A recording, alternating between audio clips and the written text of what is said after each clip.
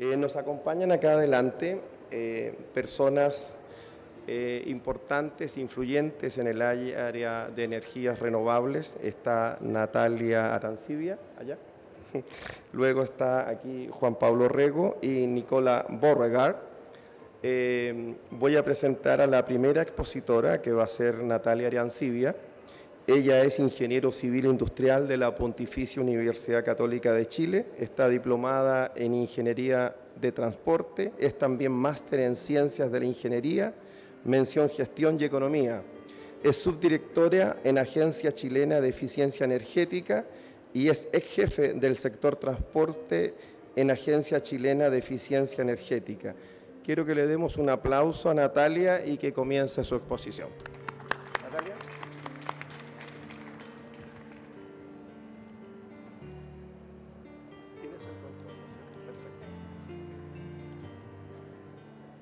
Hola, muy buenas tardes. Yo quisiera comentarles que para mí fue difícil encontrar la vinculación entre el objetivo de esta feria y lo que es eficiencia energética, que es un concepto muy poco soft, muy poco blando y está muy poco sociabilizado aún en Chile. Entonces, me hice esa pregunta respecto a cómo encontrar la vinculación entre el objetivo de este festival y lo que significa eficiencia energética. Y quisiera retroceder 3 años en mi vida. Yo hace 3 años tomé la decisión, porque tengo la facultad de elegir y tengo un poder especial, de iniciar un viaje. Me fui a vivir a Zambia, me fui a vivir a Sichili, una tribu que está en el medio de la sabana africana, donde no hay luz ni agua potable. Está a 280 kilómetros de la ciudad que tiene todos los insumos para poder vivir tranquilamente. Para mí, una persona que llevaba 30 años viviendo en un país donde desde el inicio de mis días tengo luz y agua potable, fue un cambio absolutamente rotundo. Una limitación en lo que actualmente realizaba, un importante componente en falta de seguridad, quizás no en temas medioambientales, pero sí en cómo incluirme con la sociedad. Como ustedes pueden ver ahí, yo trabajé en un hospital.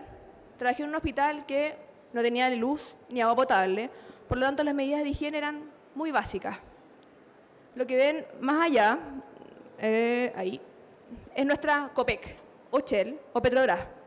Es nuestro alimentador de combustible. Así nosotros alimentábamos nuestros vehículos en la zona. Esa era la forma de tener independencia dentro de lo que lo hacíamos. Lo que ven más abajo es un trabajador del hospital que me llamaba mucho la atención, que un día, al iniciar el día, calentaba el agua, la mantenía en termos, utilizaba esa misma leña nuevamente para calentar la comida del hospital, y por último esa misma leña la utilizaba y lo que había calentado como agua para lavar e higienizar todos aquellos componentes que usaban en el hospital. Por lo tanto me preguntaba, es algo súper evidente, es algo súper obvio, pero yo jamás lo he hecho. La construcción de las casas se llaman situngu y están construidas con los excrementos de los animales más la tierra. Y por lo tanto, el calor es mantenido a través de la incorporación. Cuando ellos cocinaban, mantenían el calor en esta casa que les permitía, por algún concepto llamado oscilación, mantener la energía. Yo me movía todas las noches con mi lámpara frontal para poder mantener algún tipo de vinculación con ellos. Pero no había luz de alumbrado público, no existía uniformidad en la luz, solamente nos dirigíamos con estas frontales. Y ahora caí en el tema de la eficiencia energética. Hace 1 año ingresé a la agencia y me di cuenta de que todo lo que yo vi allá, esta mantención de agua en los termos, esta vinculación e aislación del concepto de eficiencia energética en las casas, el no tener energía y la dependencia que actualmente sostenemos, me permitió llevar a preguntarme qué pasa con la energía, por qué es tan importante y cuál es su importante impacto en el cambio climático. La energía es uno de los principales actores en el tema del cambio climático, es uno de los principales generadores de emisiones contaminantes, algo que actualmente no vi en mi mundo primitivo anterior. Los daños del cambio climático requieren de un cambio importante en la forma de producir, cómo producimos la energía, pero también en el consumo. Cómo consumía esa persona de la tribu Lozi la energía de la leña, cómo mantenía, eficientaba el proceso, cómo lo utilizaba en diferentes temas y también en cómo distribuimos la energía. Por lo tanto, la eficiencia energética, que es un concepto súper duro, lo que no busca es que ustedes no se queden en su casa apagando la luz, no se queden como yo solamente con una frontal. Lo que busca es que ustedes eficienten y hagan un uso eficiente de la energía, no busca privarlos de ella. Yo trabajo hace un año en la Agencia Chilena de Eficiencia Energética. La agencia es un organismo privado que busca promover, fortalecer y consolidar el uso eficiente de la energía en Chile a través de distintos programas. Nosotros no hacemos la política pública, nosotros no definimos lo que se debe hacer, sino solamente implementamos y promovemos este concepto entre la sociedad. Buscamos que usted sea más consciente del tema.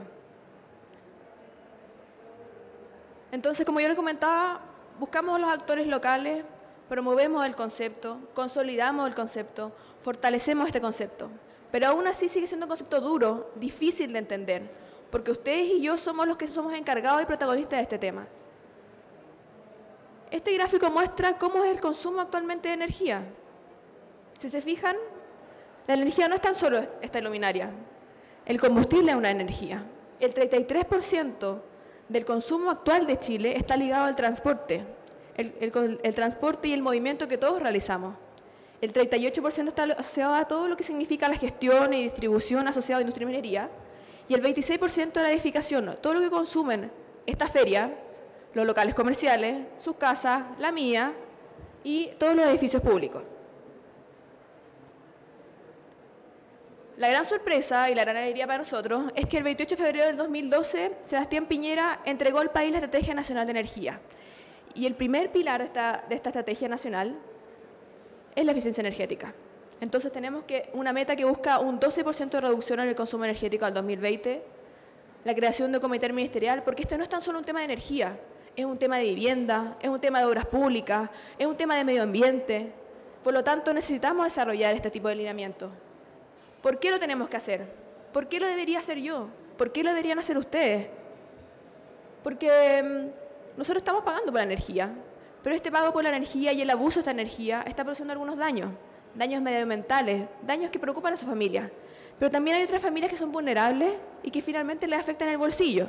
Por lo tanto, si no hacemos algún tipo de mitigación, algún tipo de medida, probablemente no podamos tener un desarrollo más sustentable del país, no tengamos un recurso humano más capacitado, no tengamos una inclusión social donde todos puedan participar. Bueno, y aquí voy a tener que seguir hablando, porque se me fue la presentación. Si mal no recuerdo, bueno, ahora no recuerdo nada, yo quería contarles los beneficios de esta eficiencia energética. Los beneficios son estratégicos. ¿Por qué? Porque reducimos la vulnerabilidad. No sé si ustedes se han fijado que nosotros no producimos petróleo, no producimos gas y tenemos graves problemas con el tema de la producción de energía. Por lo tanto, es un tema estratégico. Tenemos que eficientar la energía por este tipo de temas. Es un tema económico porque se reducen los costos de abastecimiento y además porque hacer un uso más eficiente de la energía reduce los costos de operación de cualquier tipo de sistema. Nosotros no estamos buscando que un producto sea solamente amigable con el medio ambiente y que ese producto se use poca energía, sino que ese producto se distribuya de manera eficiente, a través de una conducción eficiente y más segura, de que el sistema de producción sea más eficiente. Por otra parte, buscamos disminuir los daños ambientales. Cada disminución en consumo energético, de disminución en el consumo de petróleo, disminuyen algo así como 2,6 kilos en la producción de dióxido de carbono. Por lo tanto, reducimos también el daño. Y por último,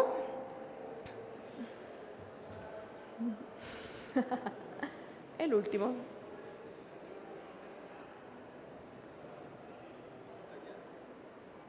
Sí, muchas gracias. Sociales. ¿Por qué sociales? Porque hablaba de recién. La inclusión social, permitir que la gente viva confortablemente, permitir que la gente pueda reducir sus costos de operación, ampliar el tema. Nosotros no podemos tener un desarrollo más sustentable si no consideramos los puntos anteriores. ¿Qué hemos hecho? Nosotros trabajamos no tan solo en distribuir a la ciudadanía los conceptos de eficiencia energética. Nosotros tratamos de incluir en el currículum de las personas, en el currículum estudiantil, conceptos de eficiencia energética.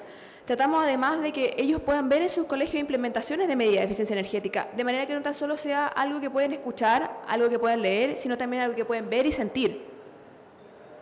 Implementamos estos programas educativos en los colegios, hacemos investigación y desarrollo. Investigación y desarrollo que es muy importante. No sé si se habían fijado en Chile. Nosotros tenemos este tipo de camiones.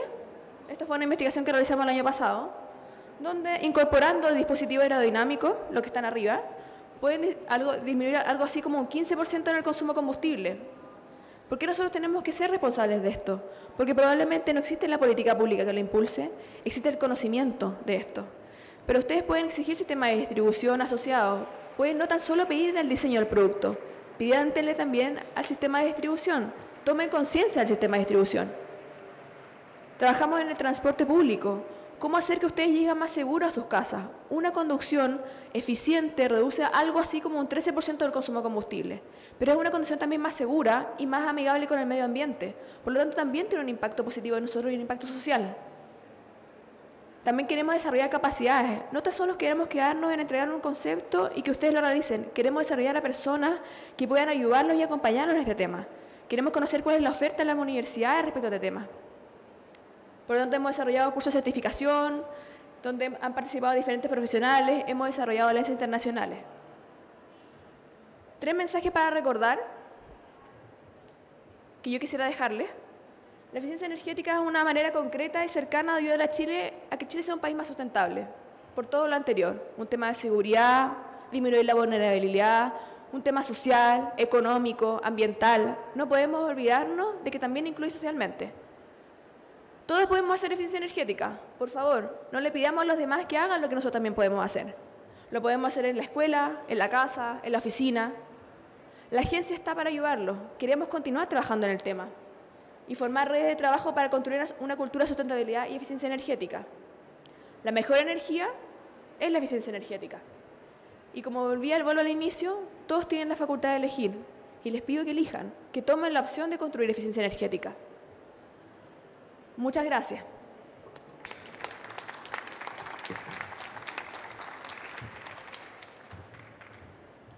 Gracias, Natalia. Muy interesante. Bien, para continuar con nuestro programa, vamos a presentar ahora a Juan Pablo Rego. Juan Pablo es profesor, investigador y músico, es magíster en estudios de medio ambiente con mención en ecología y antropología de la Universidad de York, en Canadá. Es presidente de Ecosistemas, es uno de los fundadores y coordinador general del Grupo de Acción por el Biobío, por el cual obtuvo un importante premio. Es autor de diversas publicaciones de reflexión en torno al tema de la ecología, así como también a temas técnicos, centrándose hoy en la acción de los recursos hídricos. Se integra a las campañas de No a Lumisa y Patagonia sin represas. Es coordinador internacional del Consejo de Defensa de la Patagonia. Quiero dejar con ustedes a Juan Pablo Rego.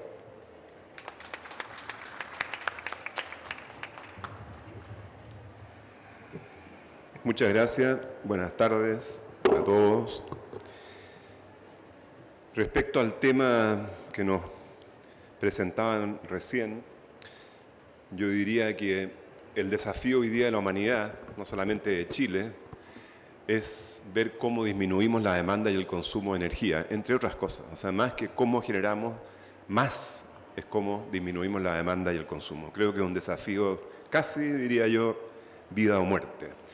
Y en ese sentido yo quería empezar diciendo de que estamos en un punto de inflexión, realmente. Esto se oye ya desde hace bastante tiempo, pero hoy día somos 7.000 millones de seres humanos en este planeta y el efecto de una humanidad que está con un cierto extravío respecto al tema del desarrollo, o bastante extraviada realmente, el efecto está siendo extremadamente entrópico. Y yo creo que no podemos taparnos los ojos, tenemos que ser muy lúcidos, tenemos que tener una lucidez implacable si pretendemos sanar, revertir este proceso. Y yo quería hacer como la del fenicio, como se dice en Chile, y referirme a un tema profundo, no tan coyuntural y qué sé yo, tan político, que tiene mucho que ver por lo demás con esta conferencia, que yo creo que la única forma de hacer de la humanidad, de hacer una humanidad sustentable y un Chile sustentable es a través de la educación. Y necesitamos un proceso muy profundo para generar una educación para la transformación. Somos seres eminentemente culturales, los seres humanos, de una manera de verdad desconcertante. Sin duda somos el mamífero más desamparado cuando nacemos. Hay animalitos que están en sus patas a las pocas horas, literalmente. Y está todo este proceso de lo que llamamos los instintos, de que de alguna manera los animales saben qué hacer respecto a muchas cosas. Migraciones que nadie las entiende, de las mariposas, los pájaros. A mí me maravilla, por ejemplo, las abejas, que no tienen que ir al colegio ni a la universidad para saber construir celdillas micrométricamente perfectas, hexagonales, y para saber fabricar cera, miel, un azúcar que no se fermenta, un azúcar estable, un misterio con el propóleo, jalea real, propóleo, etc. Y no tienen que ir a la universidad para hacerlo. Lo saben desde adentro, ¿no? El ser humano, en cambio, tiene que aprenderlo todo. Es muy curioso, venimos como con el disco duro blanco y que tiene sus pros y sus contras, porque curiosamente tenemos que incluso parece aprender sobre ecología y las directrices, por decirlo así, operacionales de la biosfera. Y está claro, por lo que nos está sucediendo en el planeta entero, de que todavía, pese a todo lo que se ha estudiado, todos los libros que hay, todos los discursos que damos, mucha gente, no entendemos dónde estamos parados en términos del orden natural y del lugar del ser humano en el orden natural. Hay un filósofo francés que se llama Edgar Morin, que dice: la naturaleza humana es como una arcilla maleable que moldean las circunstancias sociales, las circunstancias familiares, la paz o la guerra, lo que te toque vivir, el ejemplo de los mayores, de los padres, los modelos que nos rodean. El ser humano tiene este extraño potencial. Antes de ayer, en un colegio, dando una charla sobre la campaña Patagonia sin represa, y una chica de repente explotó y empezó a decir: la humanidad es una basura y habría que matar a gran parte de la humanidad. Miren, para empezar, cómo comemos animales, somos unos carnívoros, unos salvajes, y yo no me suicido, dice, porque, bueno, causaría mucho dolor, pero la humanidad es una basura. Una chica joven en una de las sedes de la Universidad de Valparaíso, aquí en San Miguel. Terrible que hayamos llegado a pensar eso. Y uno mirando los procesos en la tierra, el norte de África, el hambre, la famina, en Congo, en Somalia, de repente pareciera que la naturaleza humana es mala o es defectuosa. Y no es cierto, es absolutamente falso. El problema es que la naturaleza humana se despliega dependiendo de lo que nos toque vivir. O sea, la gente se malea, pero yo estoy convencido, y lo he visto, y es algo de la fe que a mí me mueve o de la motivación que me mueve, yo he visto el potencial del ser humano positivo, bellísimo, artístico, mágico, pacífico, funcionando, particularmente entre pueblos arraigados, pueblos indígenas. En el entorno de la civilización, la verdad es que pareciera que no somos así, que somos más bien malulos. Eso es algo que tenemos que romper. Y en términos de la ecología, esto que yo decía, de no ubicarnos, nosotros somos uno solo con la biosfera. ¿Cómo no hemos logrado entender esto a cabalidad y aplicarlo a nuestro modelo de desarrollo, a nuestra forma de desarrollo como individuo y como sociedad? Y es muy fácil demostrarlo. Tapémonos las narices y tapémonos la boca, no respiremos y en 3 minutos nos estamos yendo. 3 minutos. Dejemos de tomar agua y nos estamos yendo quizás en unos días, en una semana. Dejemos de comer y nos estamos muriendo quizás en unos meses con un sufrimiento atroz, etc. ¿Qué es lo que nos da el aire, el agua, los alimentos y el potencial de calidad de vida?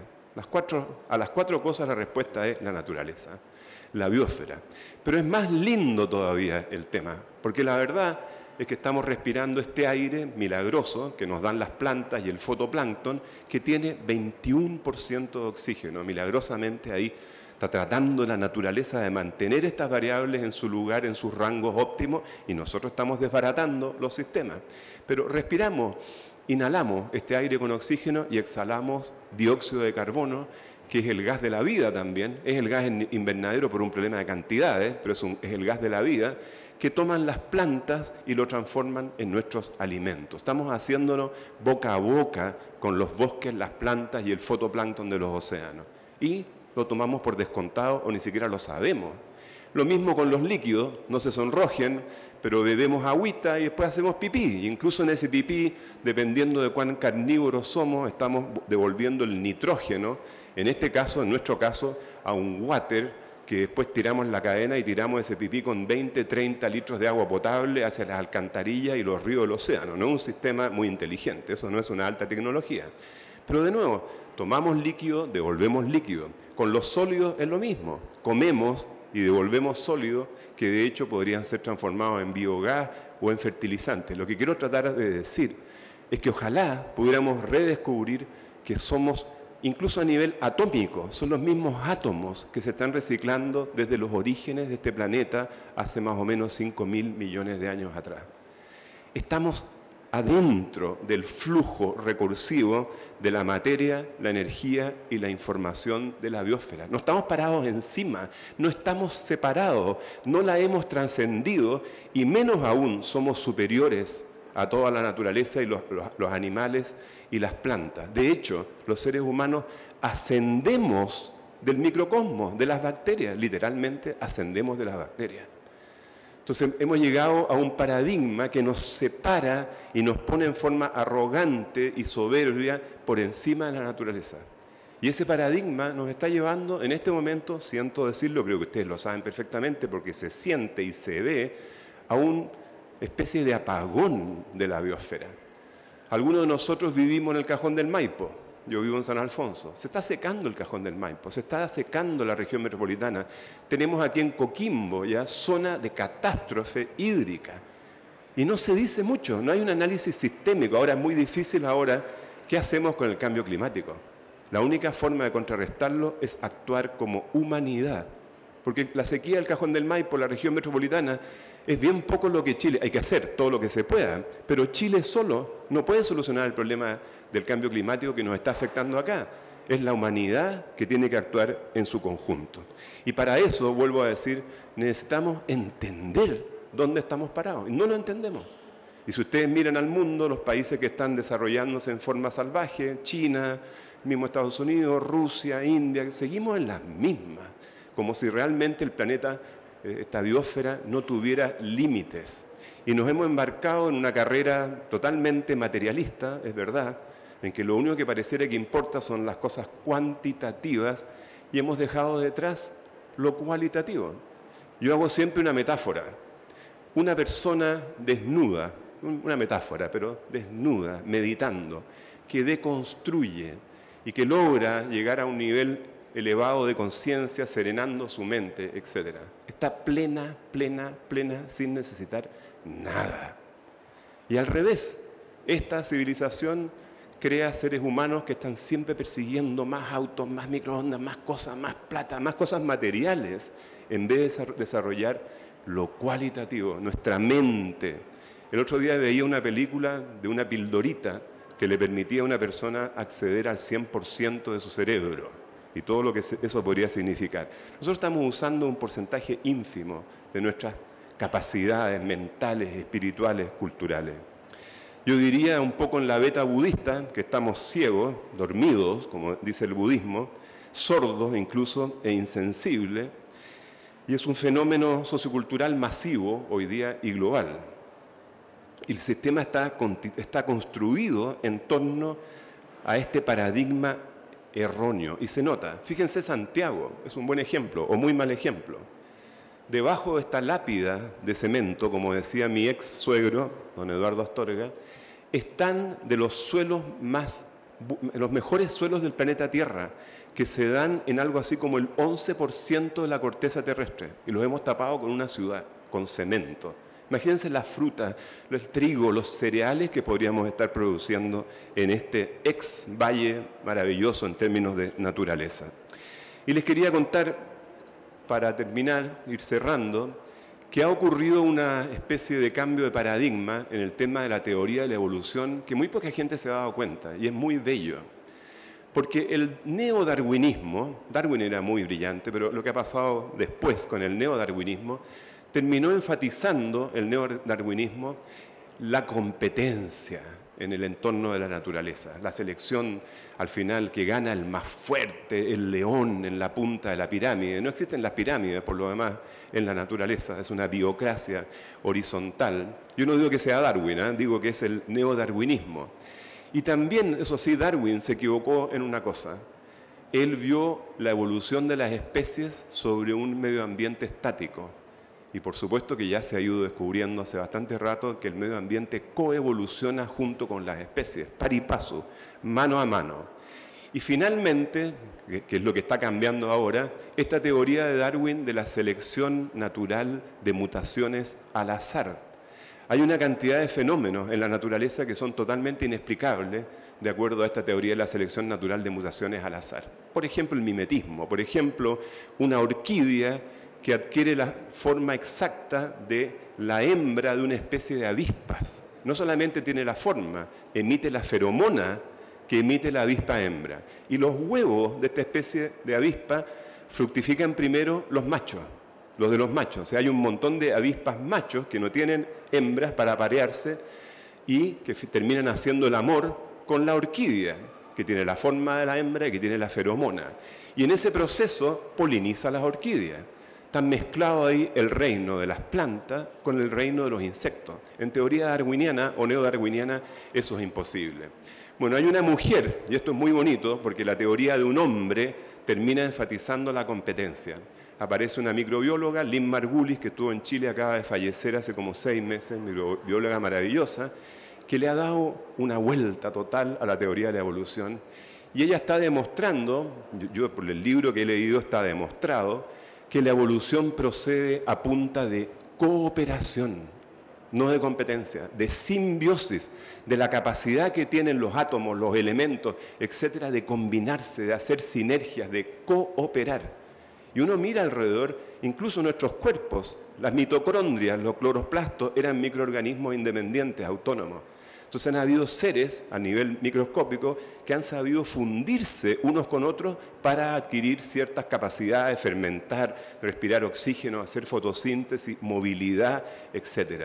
La evolución procede a punta de cooperación y de simbiosis, no de competencia. Y eso es un cambio paradigmático enorme y mucha gente no se ha dado ni siquiera cuenta de que eso existe.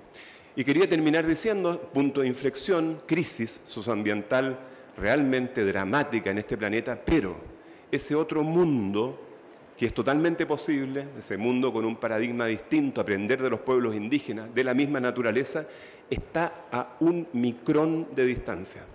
Está ahí al ladito, al ladito. Depende nada más que de nosotros, de crearlo, de hacerlo florecer. Pero tenemos que ser cada uno de nosotros responsable y cada día ponerle el hombro a ese cambio. Y termino entonces con lo que empecé diciendo, educación para la transformación. Fíjense, hoy día en los colegios no nos están educando. No nos están educando para aprender a usar nuestra mente. No hay meditación en los colegios, tai chi, kung fu, qigong. Eso debería estar en todos los colegios desde chico, aprender a visualizar, como enseñaban los egipcios, los tibetanos. La capacidad de visualización está totalmente ligada a la capacidad de realización, a la creatividad, visualizar ese otro mundo para poder crearlo. No nos enseñan a usar la mente, no nos enseñan a usar el cuerpo. Fíjense lo que es educación sexual en los colegios hoy día. Aprender a no contagiarse con enfermedad venérea o no dejar embarazada a tu polola. Eso no es educación sexual. La sexualidad es una cosa mucho mayor y muy fascinante y muy, muy, muy bella. Y termino diciendo, ahora sí que termino, que siempre le comento a los estudiantes cuando estamos en estas charlas motivadoras y qué sé yo, cuál es el primer ecosistema que tenemos que aprender a administrar. Y por eso el título de esta conferencia es perfecto. Nuestra mente, el sistema constituido por nuestro cuerpo, nuestra mente y la misteriosa alma.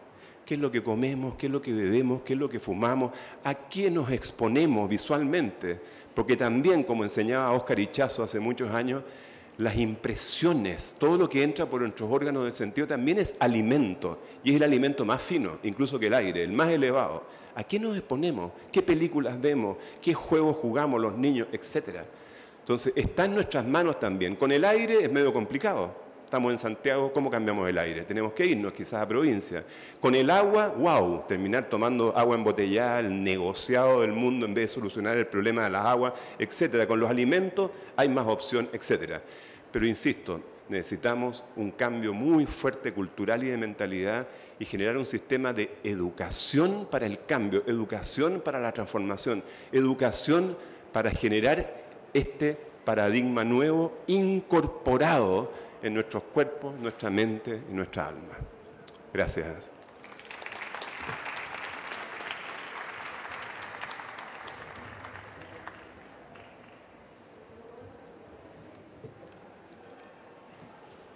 Bueno, quisiéramos agradecer estas interesantes reflexiones de Juan Pablo.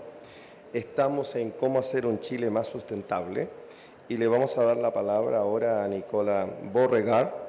Voy a presentarla brevemente para que haga su presentación. Ella es gerenta de Energía y Cambio Climático en la Fundación Chile. Es miembro del Consejo Consultivo del Ministerio de Medio Ambiente, consultora en organismos internacionales y nacionales en materia de medio ambiente, energía, y es autora de innumerables publicaciones, libros y artículos en temas de medio ambiente y energético. Es miembro del Comité Ejecutivo de la iniciativa Mitigando el Cambio Climático y de la iniciativa Plataforma Escenarios Energéticos de Chile. Le damos la bienvenida a Nicola para su presentación.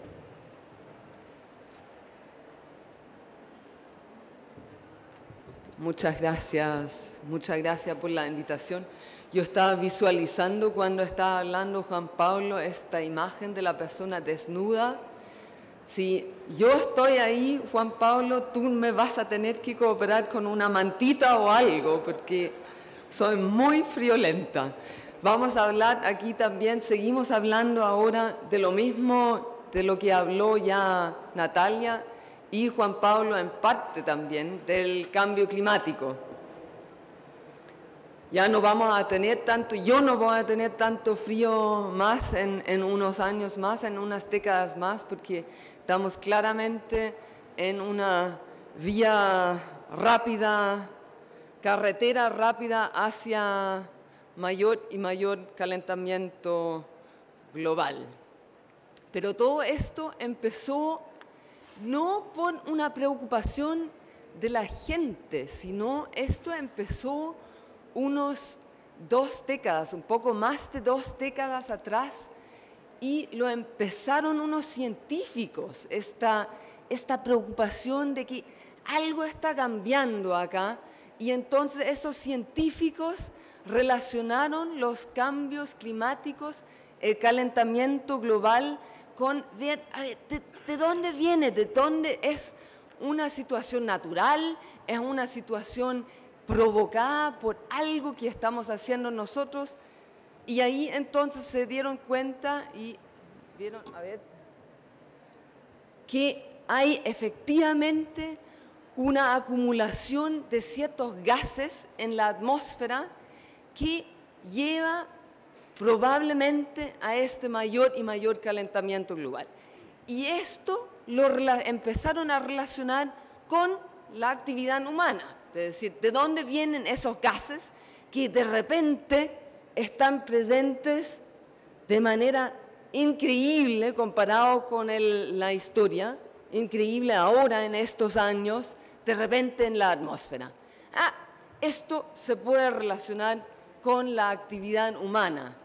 Entonces, este problema efectivamente lo detectaron en su momento los científicos, pero, a ver, vamos a ver, ¿quién vino después? Nadie. De un evento científico, exactamente, Juan Pablo lo dijo, vino Al Gore.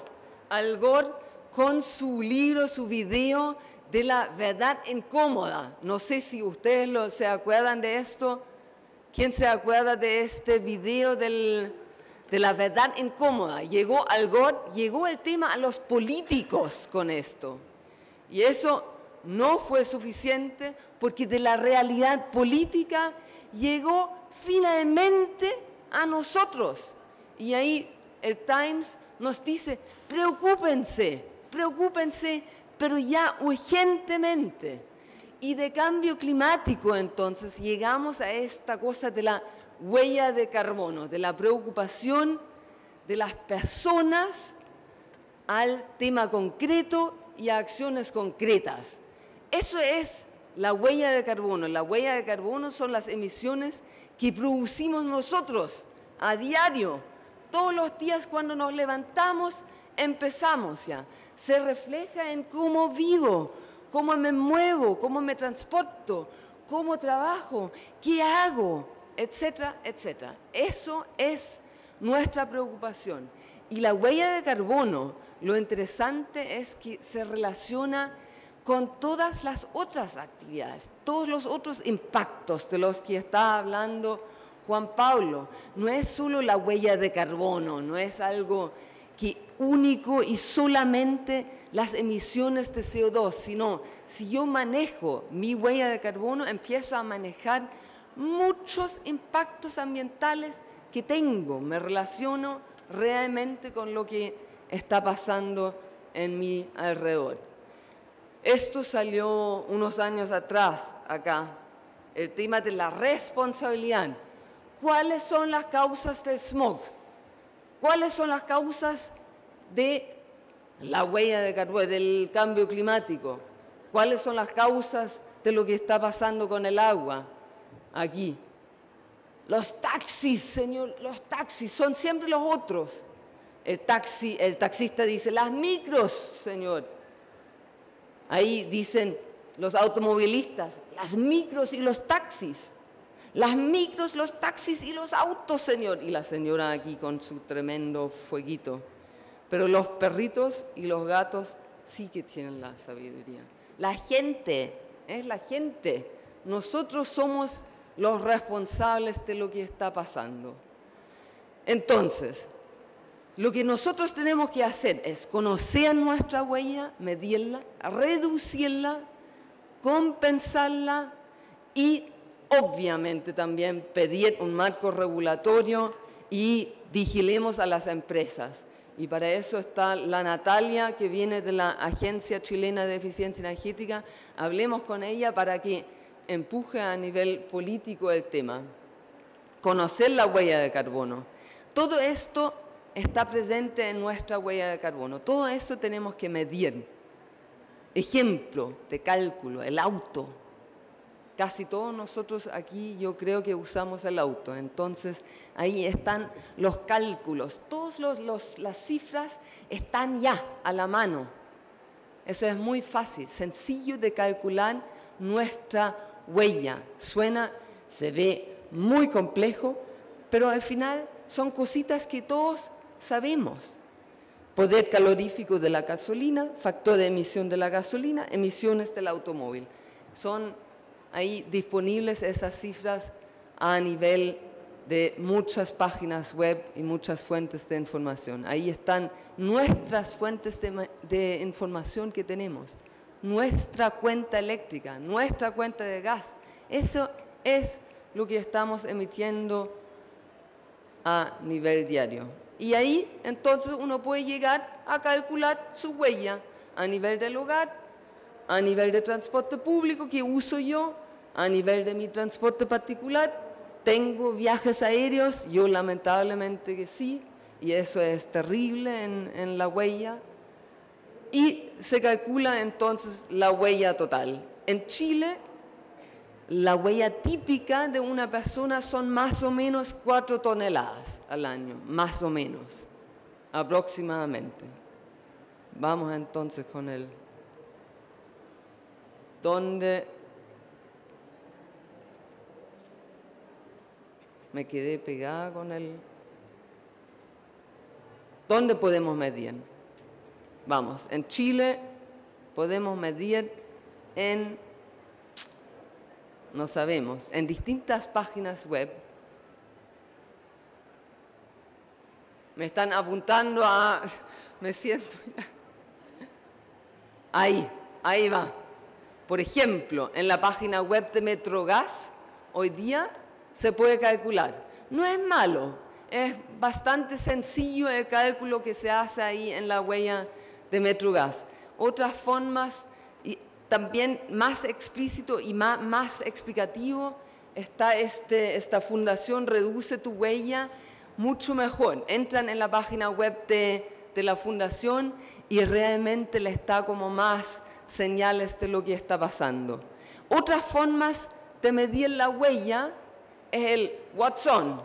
Yo me lo compré recién. Es un aparatito que tú instalas en la casa y te muestra tu consumo energético de manera permanente. Lo instalas en la cocina y todos pueden ver si tú enchufas algún aparato y desenchufas algún aparato, usas algo o no usas algo, qué pasa con el consumo eléctrico. Muy bueno, tus niños te lo van a agradecer porque tú vas a empezar a retarlos permanentemente.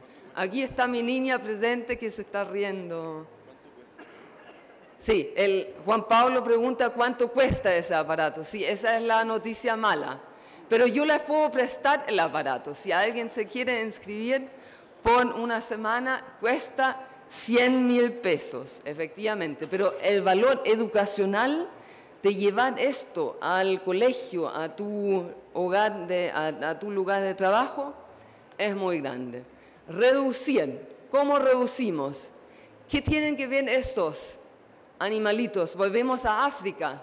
La Natalia nos contó su cuento de África. Yo no estuve nunca en África, pero estos 5 sí tienen algo que ver. Son los Big Five de África. ¿Cuáles son los Big Five de la zona centro de Chile en el consumo energético? Vamos entonces, vamos con los Big Five. El transporte. Aquí claramente la solución es la bicicleta, caminar o usar la bicicleta. Después viene el transporte público, pero los que tienen un 4x4 en esta sala, van a tener que realmente hacer algo, porque el 4x4 es algo muy distinto a un vehículo normal. Sistema solar térmico. Muy importante. El sistema mío que tengo en mi casa se amortiza en 8 años. En general, los vendedores te dicen 5 años o 3 años. Están siempre tirándose un poco hacia abajo. En realidad hay que tomar en cuenta el tema de la instalación, nunca es tan perfecto. Pero 8 años, una casa efectivamente... ¿Cuánto sobrevive? ¿Cuál es el ciclo de vida de una casa? ¿80 años? ¿100 años? 8 años no es nada. Iluminación. Ahí, los millones de ampolletas incandescentes. Los fluorescentes sí disminuyen en un 80%. Después ahora salieron ya los LED. Con los LED yo disminuyo de una incandescente a los LED en un 95% prácticamente. Entonces, eso realmente son cambios que tenemos que incorporar muy rápidamente. Ahí está la LED instalada en la casa. Y el refrigerador, ese es el número 4 yo creo. Ese es un caso extremo. Juan Pablo habló de su suegro, yo hablo de la suegra de mi amigo. Esta suegra de mi amigo tenía un refrigerador muy antiguo, quizás ustedes también tienen unas suegras o suegros ahí también. Revisen su refrigerador y se van a dar cuenta que quizás ahí hay un gran potencial de ahorro. Ahí ayuda la etiqueta ahora podemos comprar A+ o A y con esto ya sabemos cuál es el aparato y ahí está la cuenta de la suegra, cómo disminuyó con la entrada de ese nuevo refrigerador. Y finalmente, los sistemas solares fotovoltaicos. Esos sí que van a entrar fuerte ahora. Entra una nueva ley que se llama Ley de Medición Neta, que ahí uno puede netear su consumo de electricidad instalando un sistema solar fotovoltaico. Entonces instalo el sistema y puedo proporcionar este consumo a la red y me lo pagan hasta. Entonces se amortiza mucho más rápidamente este sistema. Ahí está otra vez mi amigo que es como aficionado a los cálculos y ahí va él con su sistema que ya lo instaló. Eso en cuanto a la reducción. Ahora, compensar. Trato de reducir lo máximo posible, pero siempre quedo con emisiones. Entonces, tratemos de compensar y con esto apoyamos a otros proyectos de energías renovables no convencionales, etcétera, etcétera, que pueden implementar otros. Y ahí está el mecanismo, cómo funciona. Aquí está cuánto cuesta. Para el Condorito nos acotamos 4 toneladas, el chileno 4 toneladas, más o menos cuánto cuesta hoy esto, $20 al año. No mucho, ¿o no? Eso sí podríamos hacer quizás todos. ¿Dónde puedo compensar? Hoy día en Chile es todavía difícil compensar. Hay muchas actividades como bien puntuales. Yo me acuerdo de 2 años atrás, Manuel Baquedano, que está aquí sentado, inició un sistema que se llama Chile CO2 para que toda la gente pueda compensar. Él nos puede contar después cómo le fue ahí. Yo traté de ahí usarlo ahora para compensar y parece que ya no está funcionando, pero necesitamos algo así urgente porque con esto no vamos a llegar a puerto. Y antes de cerrar, no nos olvidemos de esto, que sí, es importante hacer cosas nosotros, pero también empujemos al gobierno y a las empresas para que cambien y hagan lo que tienen que hacer. Muchas gracias.